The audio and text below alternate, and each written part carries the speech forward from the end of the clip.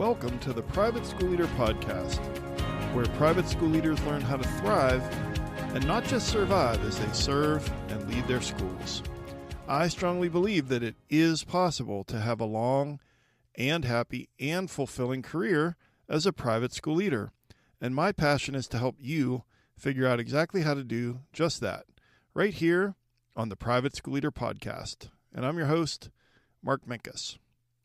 So when I was a little kid, I was obsessed with the Indy 500. And most of you would know that the Indianapolis 500 is a race that happens on Sunday, the day before Memorial Day. The first race was in 1911, and a 2.5-mile racetrack, and they race 500 miles. So the Indy 500, I was obsessed when I was a kid. So there were two reasons for that. First of all, my grandma lived 1 hour south of Indianapolis, and we would go visit for 2 weeks every year, and it was a big deal in that area, and the next-door neighbor had all kinds of memorabilia and different things at his house, and so as a little kid, I got super into that, and on top of that, my great-uncle actually helped to build the engine for some of the race cars back in the 1930s. And I can remember as a kid going up to the racetrack and going to the museum, and they actually put you in a bus and you drive around the racetrack. And so anyways, I was pretty obsessed with the Indy 500. But I want to tell you about the first winner of the first race in 1911, and his name was Ray Harroun.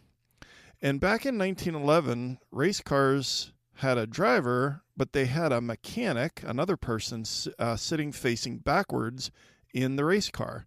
And they were kind of tinkering when things would go wrong and also yelling to the driver about who was passing on which side and so on and so forth. And so Ray Harroun had a great idea, and he got a little mirror. He glued it or bolted it to the dash, and he left his mechanic back on pit row. And he used the very first rearview mirror, had a lighter car because it was just him in it, and he won the very first Indy 500 in 1911. So I can hear what you're saying. Why on earth is Mark talking about the Indy 500 and rearview mirrors? Well, just stick with me, trust me, because on today's episode of the Private School Leader Podcast, we are going to learn some leadership lessons from your windshield and your rearview mirror. So before we jump into that, I have 3 quick things that I want to tell you. First of all, I have 2 open coaching spots right now, and I just want to ask you if you're planning to do the 25-26 school year the same way as you did last year. And if you had a great year and everything was great at school and at home, then awesome. But if you want to have a better year at school with the tyranny of the urgent and feeling overwhelmed, and at home with what you have left in the tank when you leave at the end of the day, I would love to work with you one-on-one and be your coach. And like I said, I've got 2 open coaching spots right now, and you can check out more about that at theprivateschoolleader.com/coaching. The second thing is just a quick reminder that over the past few weeks, several leaders at private schools are purchasing Parent Academy to use the 2 plug-and-play PDs as part of their teacher in-service when teachers return at the end of the summer. And these are 45-minute webinars that are teacher PDs with a 27-page printable notebook and guided notes and discussion questions. And the feedback has been really great for schools who use them here back in the spring. And you can learn more about that at theprivateschoolleader.com/Parent Academy. And then third and finally, I want to give you a heads up that I'm actually going to be a guest on an upcoming episode of the Christian Principles podcast. And if you're leading a Christian school, I encourage you to check out the Christian Principles podcast hosted by Matthew George and Mark Zokel, 2 Christian school administrators who dig into real-life issues that you're facing, like hiring, culture, enrollment, parent pressure, and more. And these are fun and relatable conversations covering everything from where the staplers go to what faculty devotions can actually look like. Each 30-minute episode spotlights a Christian school leader and is perfect for your drive to or from school, your mow of the lawn, or that one chore that you keep putting off. It's practical, encouraging, and made just for you. And I'm going to be a guest on 2 episodes. One drops on June 23rd and the other on June 26th. And you can search the Christian Principles Podcast wherever you listen to your podcasts. Okay, so I said that we're going to talk about your windshield and your rearview mirror. And so we're going to have some leadership lessons here, because obviously the windshield is about looking ahead, and there is that idea of vision and strategy and being future planning and being strategic about next year's enrollment or hiring or the budget or your big strategic plan, or maybe accreditation or a building project or a capital campaign or some new initiative or innovation at the school. So we get it. You know, when you drive to and from school or errands or wherever you might be going, you have this giant windshield. And that's what you spend most of your time, I hope, looking out the windshield. And of course, we have this little rear view mirror. We'll get to that in a minute. That's actually much more important than the size would indicate. But if we're looking ahead, we're looking out the windshield, my first question is, where are you looking? Because there are 2 extremes. So if you're looking while you're driving, and then obviously I want to apply this to you as a private school leader, one extreme could be that you're looking 6 to 12 inches in front of the grill of the front of your car. And that's a really bad idea. So you're driving, you're just looking right in front of the grill, right in front of the car itself as you're driving down the road. And so what am I equating that to? I know you've already figured this out, but I'm talking about the tyranny of the urgent. And so if you're constantly at school looking at only what's 6 inches in front of your face, what's latest and loudest, playing whack-a-mole with your hair on fire, then that is not a good thing to do, because in your car, if that's where you were looking, you're not going to see that other car pulling out from the side street. You're not going to see that kid crossing the street or that pet that ran out from the yard, because you're looking 6 inches in front of your car, 6 inches in front of your face. And what I've found as a private school leader, and maybe you have found this too, is that it is so hard to set aside time to be strategic because of all of the interruptions, because of the tyranny of the urgent, because of everything that goes on in our schools every single day. And so we don't want that extreme when we're looking out the windshield. And we don't want the other extreme either. And the other extreme would be you're driving along and you're looking at the horizon. You're looking at the farthest point that you can possibly see as you drive, and you're looking through the windshield. Okay, so as you're driving along, you're looking at the horizon. That's a bad idea too, because remember that car from the side street and that kid crossing the street and the pet that ran out from the yard? We're not going to see those either. And so if our eyes are 6 inches in front of our face all the time, that's not a great way to lead our school. But if we've always got kind of our eyes on the horizon and we're only strategic, or we maybe thrive with that part, or that part is something that we prefer, then that's not a great way to lead the school either. And so if you're like me, when I drive, I try to keep my eyes sort of on like the middle distance, like a couple car lengths ahead, and have my peripheral view see where things are coming from, and you're just watching the road all the time. But you're not looking 6 inches in front of your car, and you're not looking at the horizon. And so we want to take a balanced approach to where we are looking.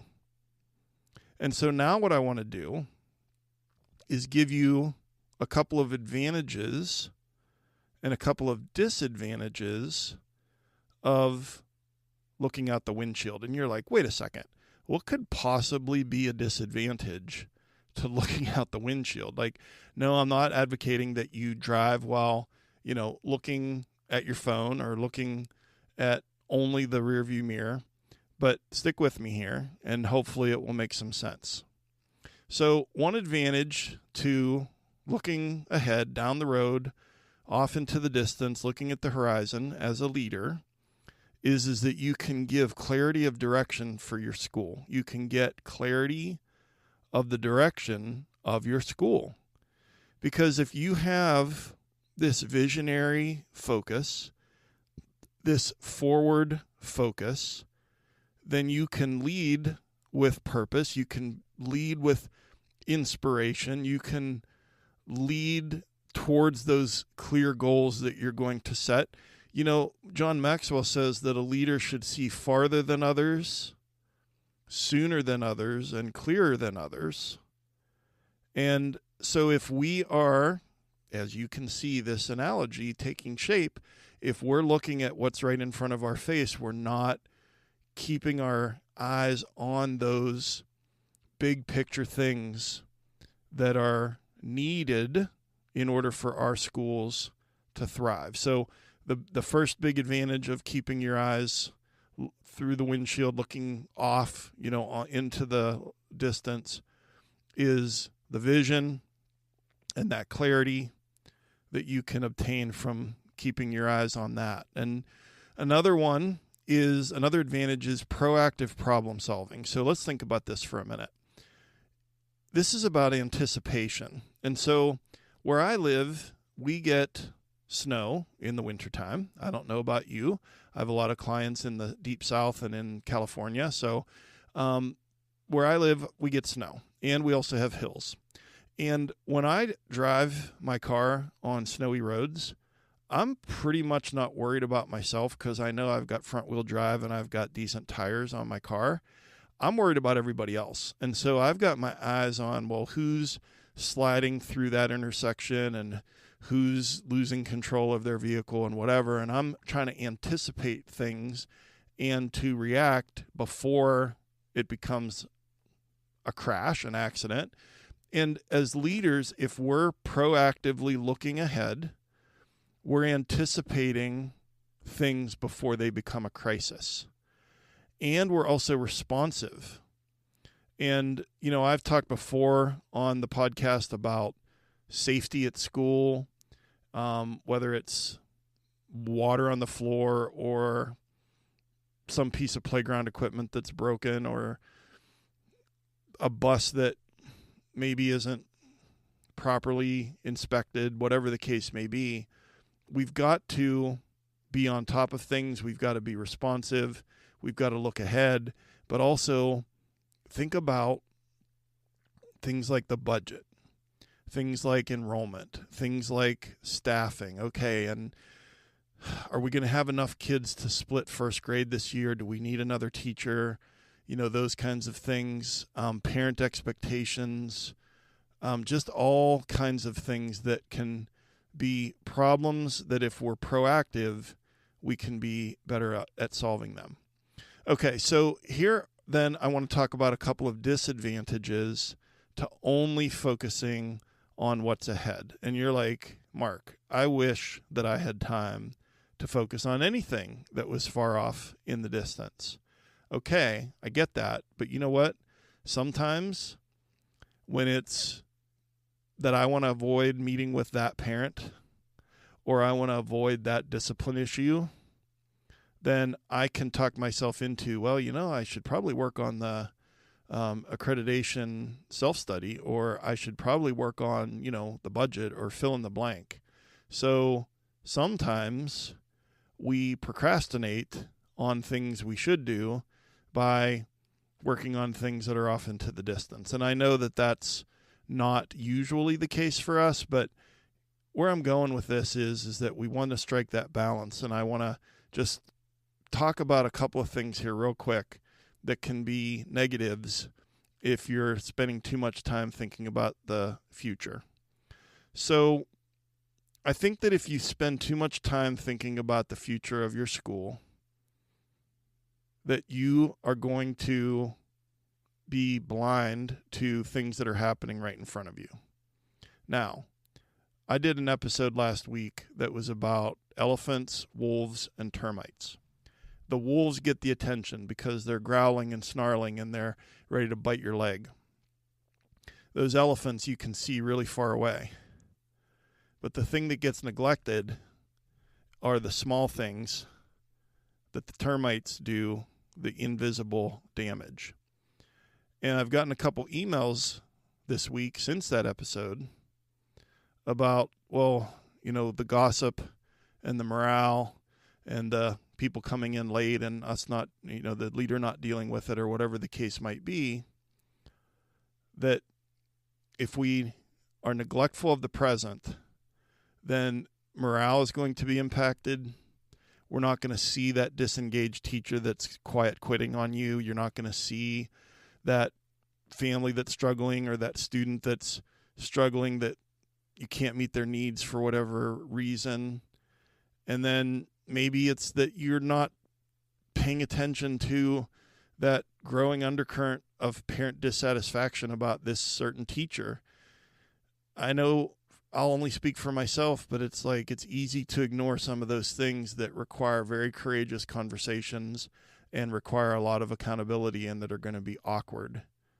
So again, we don't want to neglect the present. Another thing, if we spend too much time thinking about the future, is that it can cause anxiety, because anxiety is fear of the unknown, and we can't possibly know all the answers. And I work with some clients who spend a lot of time with ruminating thoughts, perseverating invasive thoughts about things more than a year down the road in their school. And it's good to think about those things. It's good to have a plan, but it's not good if we're spending a lot of time and a lot of emotional energy on things that we can't impact today. And then the third thing I was thinking about is that if you're always talking about where you're going and talking about the future, then your staff, your teachers think that you're out of touch. And they get frustrated, and it impacts morale because they think that you're always talking about this building and this capital campaign and this new thing that we're going to do and blah, blah, blah. Okay, those are awesome. And it is our job to inspire and to plan and to make sure that we can raise the money to do the thing. But we have to make sure that we're not talking about that so much that our team thinks that we're out of touch. Okay, so that's the windshield. And I just want to make a couple points about the rearview mirror, and then we'll wrap it up.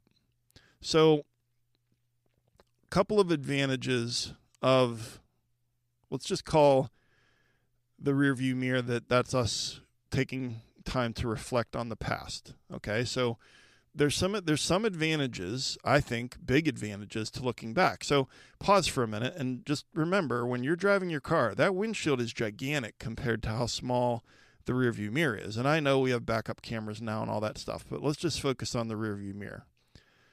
In proportion to the windshield, it's tiny, but it serves a very important purpose.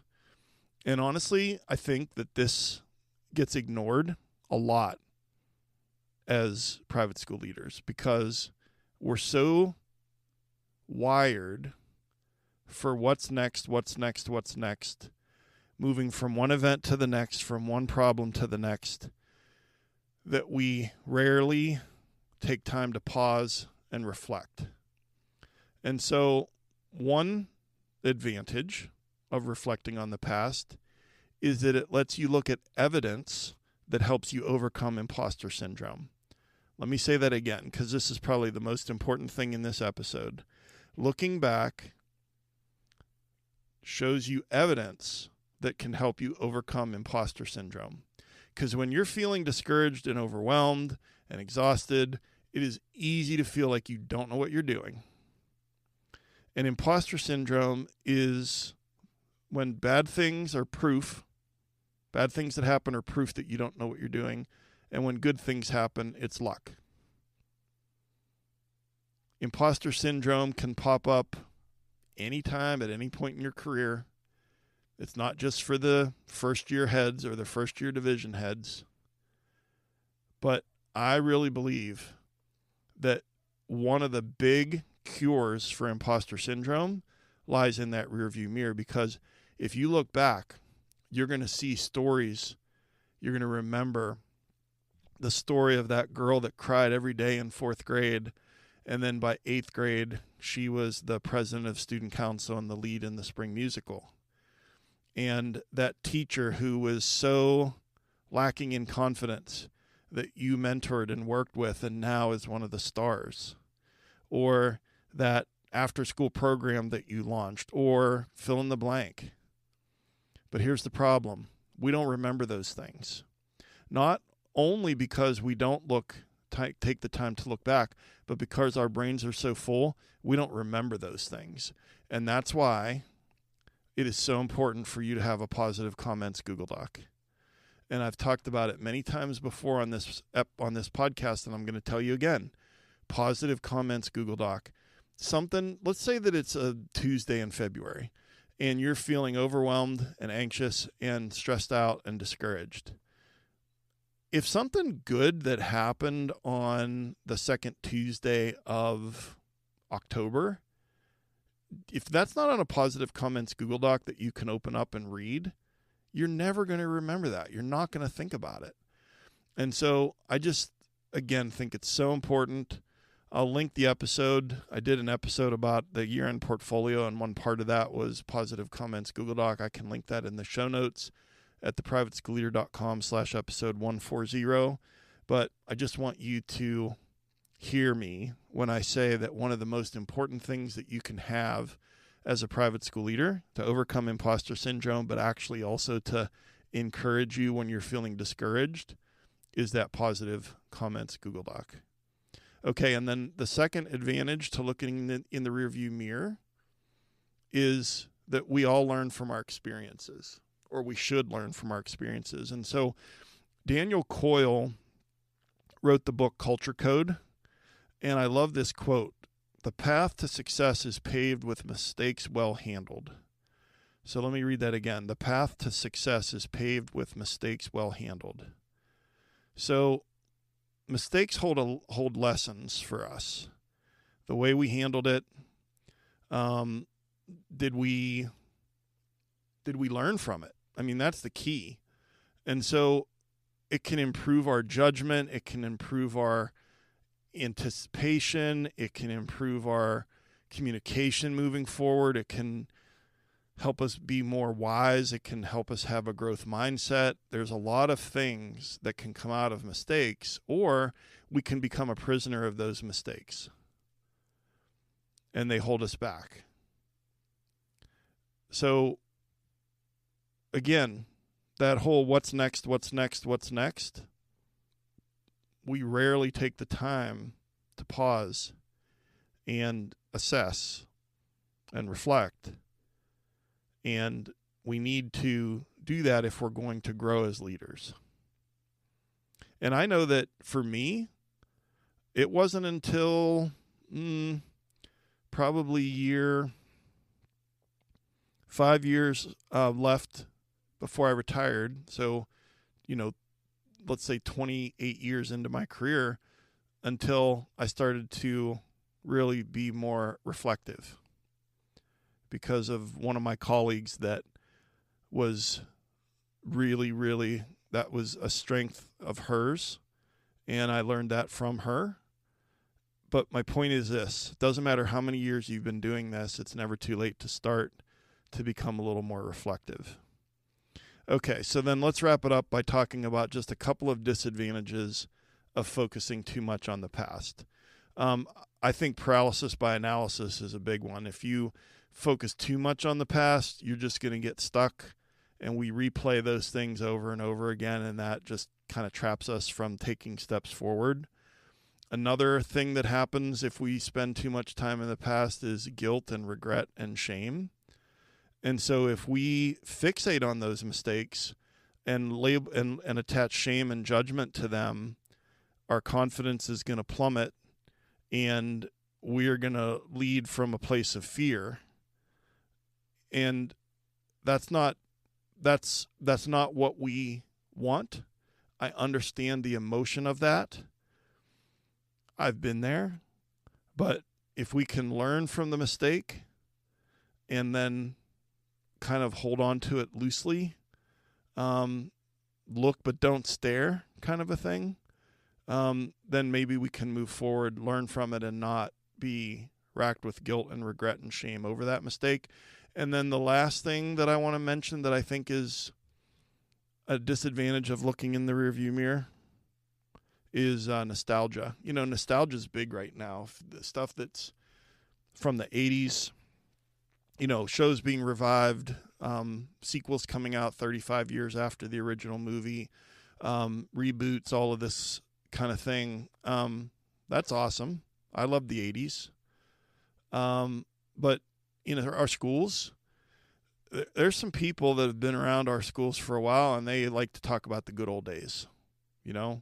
When we had this many kids and only had this, many administrators, or we've always done it this way, or, back when blah, blah, blah, the kids were this and, whatever. Okay.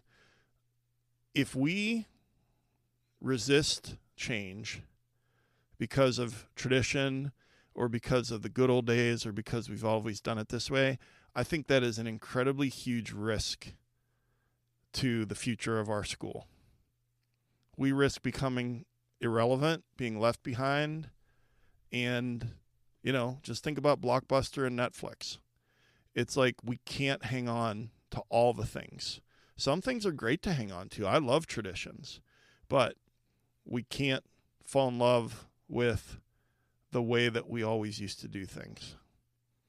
Okay, so then what's the leadership lesson? Well, just simply, it's like we need to look forward through the windshield so that we can cast a vision and have our strategic plan and lead boldly and confidently and strategically and in an inspirational way.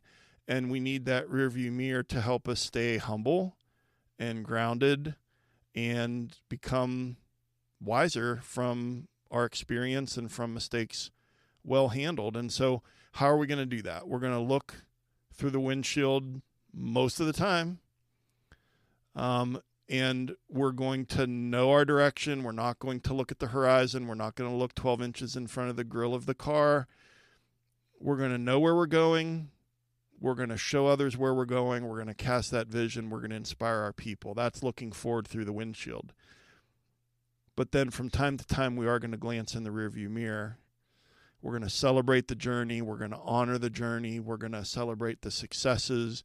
We're going to learn from our mistakes. We're going to look at the evidence to help us overcome imposter syndrome. So just to summarize and to give you the big takeaways from today's episode, some advantages of focusing on what's ahead are clarity of direction and proactive problem solving. Some disadvantages of only focusing on what's ahead is neglecting the present, dealing with anxiety, and then your staff thinks that you're out of touch. The rearview mirror is about reflecting on the past, and so a couple advantages of that are the evidence of how you've handled things and had successes in the past helps you overcome imposter syndrome, and we learn from our experiences. But some disadvantages of focusing too much on the past could be paralysis by analysis, guilt, regret, shame, and clinging to nostalgia. And I like to end every episode with a call to action. And your call to action for this episode is to create your positive comments Google Doc. And if you have one, then your call to action is to read it. So let's wrap it up. I want to just remind you one last time about Parent Academy and the PD webinars that could be a really useful part of your teacher in service at the end of summer. So privatescooter.com/Parent Academy to check that out. And then remember that I have 2 open coaching spots right now, and I would love to work with you one-on-one. And you can go to the privatescooter.com/coaching to learn more about that. And if you're getting value from the podcast, I would love to hear from you. You can email me at mark.o.minkus@gmail.com and just tell me what's a strategy that you're using. This is episode 140. I don't need to know what episode it was from, but I'd love to hear from you about a strategy that you learned that was helpful to you or encouraging to you. And also email me with your biggest pain point from this past school year, and maybe it will become an upcoming episode. And if you want to check out the show notes from today's episode, go to theprivateschoolleader.com/episode 140.